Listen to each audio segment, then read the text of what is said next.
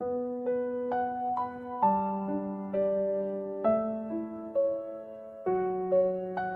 marche dans ce monde, mais parfois j'ai l'impression d'être entouré de corps vides avec des sourires programmés et des âmes en veille.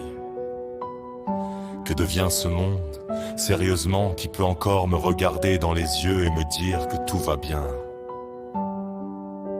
On filme une agression, mais on tend plus la main, on compte les vues, pendant que des gens comptent leurs blessures en silence. On parle de liberté, mais les gens ont peur d'être eux-mêmes, peur d'aimer, peur de ressentir, peur même d'être humain. Et moi chaque jour, je me pose ces questions qui me rongent. Où est passée la compassion? Dans quel cimetière a-t-on enterré l'empathie? À quel moment aider quelqu'un est devenu suspect? Pourquoi celui qui fait le bien finit souvent seul? Pourquoi celui qui manipule finit applaudi? Pourquoi les gens préfèrent détruire plutôt que construire? Pourquoi l'hypocrisie est devenue une politesse moderne? On dit, prends soin de toi, mais personne ne reste. Quand ton monde s'écroule à 3 heures du matin, on dit, je suis là, jusqu'au jour où tu as réellement besoin d'eux.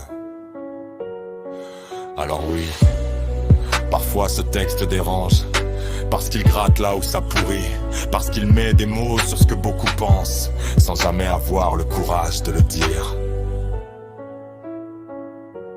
Je regarde ce monde, et j'y vois des gens mourir intérieurement, tout en postant des photos de bonheur. Des couples qui dorment ensemble, mais vivent à des années-lumière émotionnelles. Des enfants qui réclament de l'amour, et des adultes trop cassés pour en donner. On soigne l'image, mais plus les blessures. On préfère avoir raison, plutôt qu'avoir un cœur.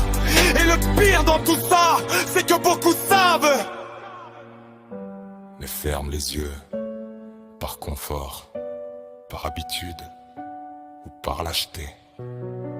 Alors je continue de parler, même si ça gêne, même si ça dérange, même si certains préfèrent le silence, parce que la vérité les met face à eux-mêmes. Car moi aussi, je suis fatigué. Fatigué de voir les vrais cœurs traités comme des faiblesses. Fatigué de voir des personnes lumineuses s'éteindre à force d'être incomprises. Fatigué de voir l'humanité devenir un mot au lieu d'un comportement.